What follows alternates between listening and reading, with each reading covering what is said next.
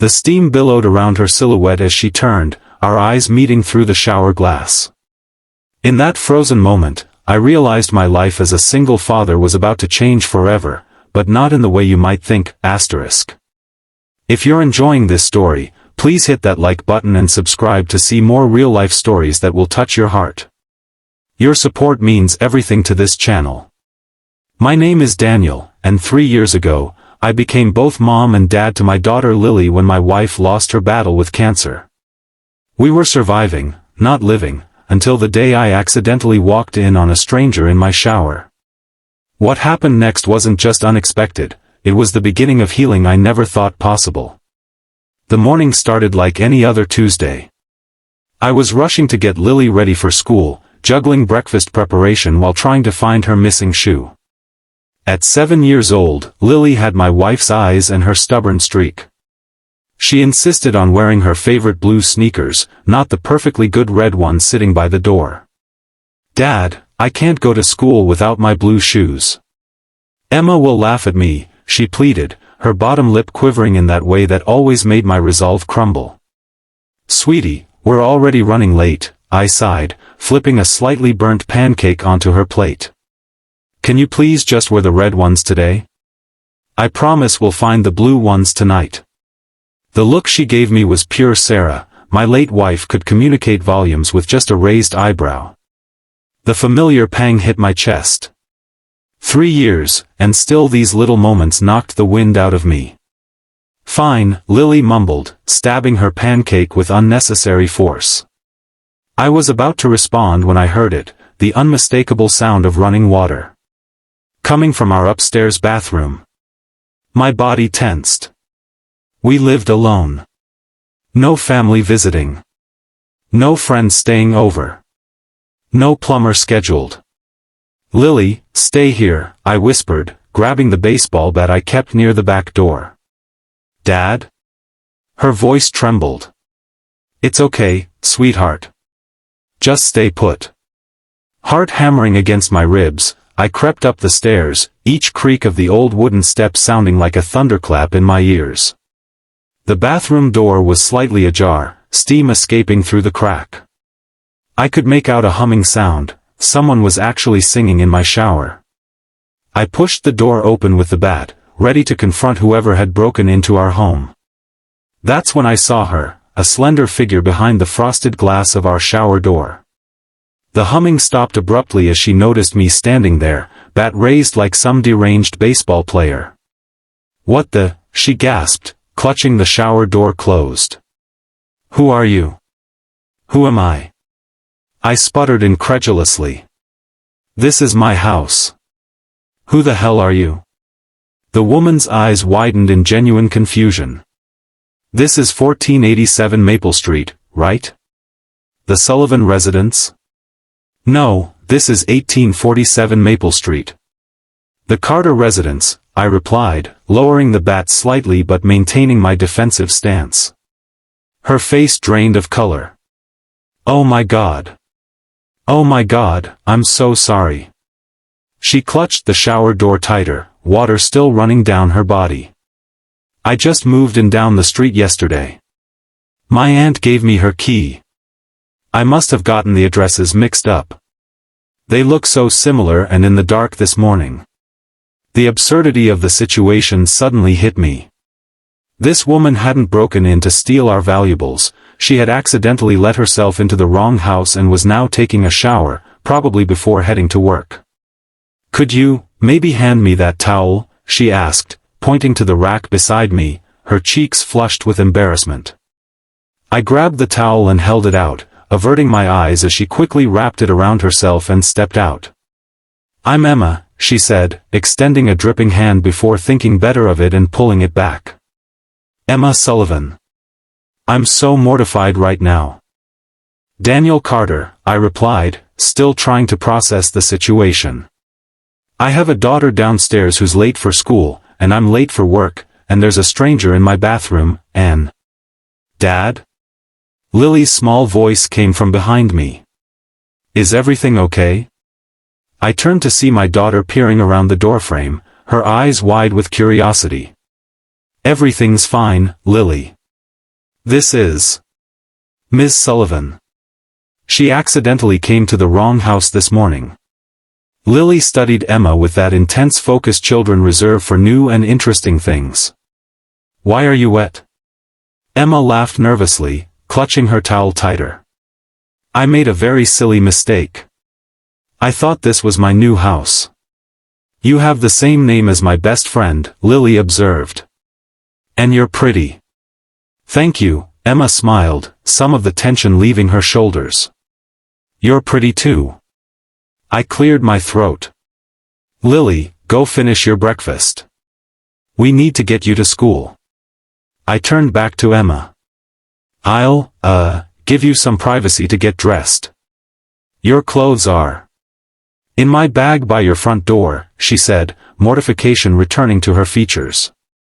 I am so sorry about this. 20 minutes later, after the most awkward morning of my adult life, I had dropped Lily at school and was sitting across from Emma at a coffee shop.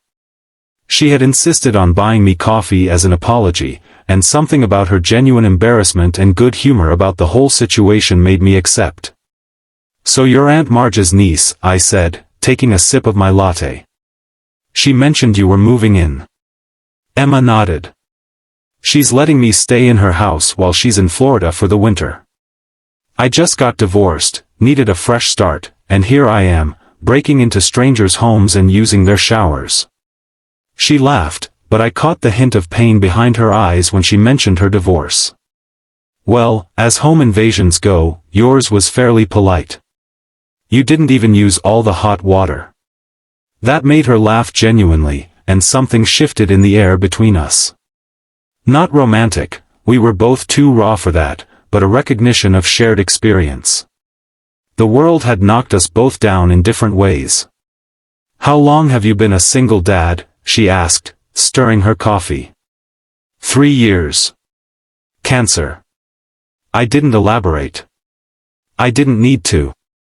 She nodded, understanding in her eyes. It's hard, isn't it?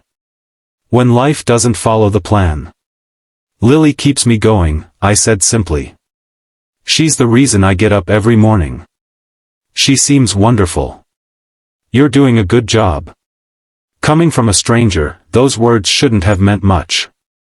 But somehow, they pierced right through the armor I'd built around myself. How long had it been since someone had told me I was doing okay as a parent? I'm a kindergarten teacher, Emma continued. Or I was, back in Chicago. Looking for positions here now. Lily's school is actually hiring, I found myself saying. 2nd grade, I think. Our conversation flowed easily after that, and I was shocked to realize an hour had passed. I was officially late for work now, but for the first time in years, I didn't care. I should let you go, Emma said, noticing me check my watch. Thank you for not calling the police on me this morning. Thank you for not being an actual burglar, I replied with a smile. Though I have to say, you'd make a terrible one. Most criminals don't stop to shower at the scene of the crime. As we parted ways, I felt lighter somehow. The interaction had been bizarre, embarrassing, and completely unexpected, but it had also been the most normal I'd felt in years. I didn't expect to see Emma again, despite her living just down the street. Our neighborhood wasn't the kind where people regularly interacted. But 2 days later, there was a knock at my door around dinner time. Emma stood on my porch, holding a homemade lasagna. Peace offering, she said with a shy smile. I promise I didn't break in to make it. Lily appeared beside me, her face lighting up. It's the shower lady. Emma laughed. I was hoping for a slightly different nickname, but I suppose I earned that one. I invited her in, and that dinner became the first of many.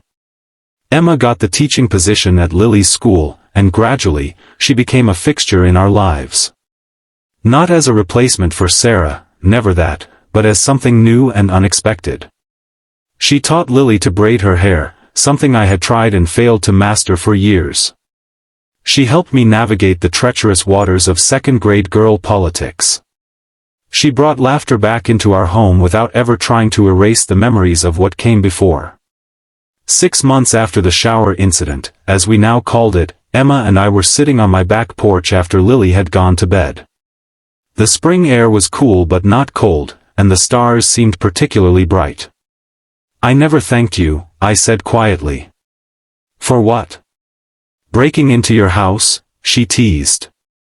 "For helping me remember how to live again." I turned to face her.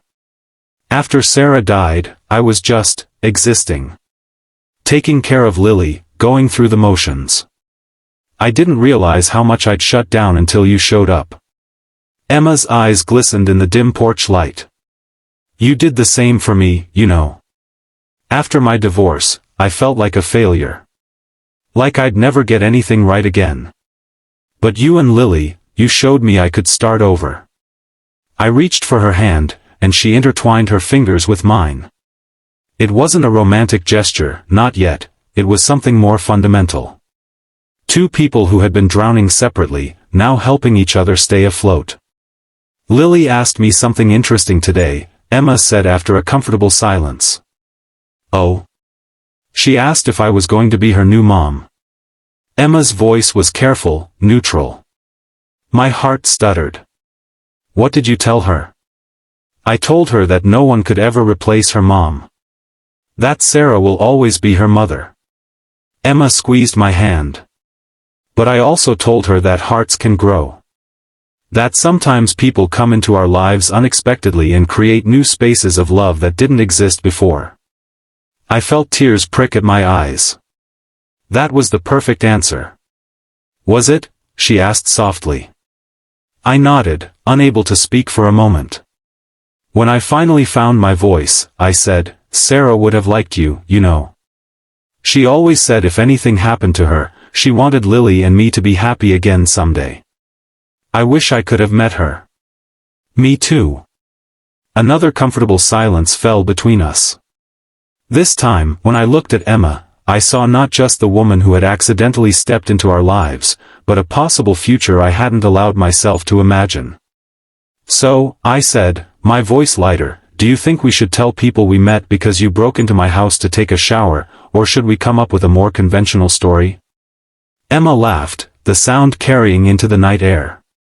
"Are you kidding? It's the perfect story. No one would believe it if we made it up. Life rarely gives us what we expect. Sometimes it takes away the people we love most, leaving gaping holes we think will never heal. And sometimes, it sends a stranger to use our shower, turning an ordinary Tuesday into the first page of a new chapter." As I sat there with Emma, watching the stars and feeling the warmth of her hand in mine, I realized that healing doesn't mean forgetting. It means finding the courage to open the door when an unexpected guest knocks, even when you're afraid of what might be on the other side. Sometimes, that guest might just be exactly what you need. Asterisk if this story touched your heart, please don't forget to like and subscribe. Life's unexpected moments can change everything, and I'd love to share more stories like this with you on this channel. Thank you for watching, asterisk.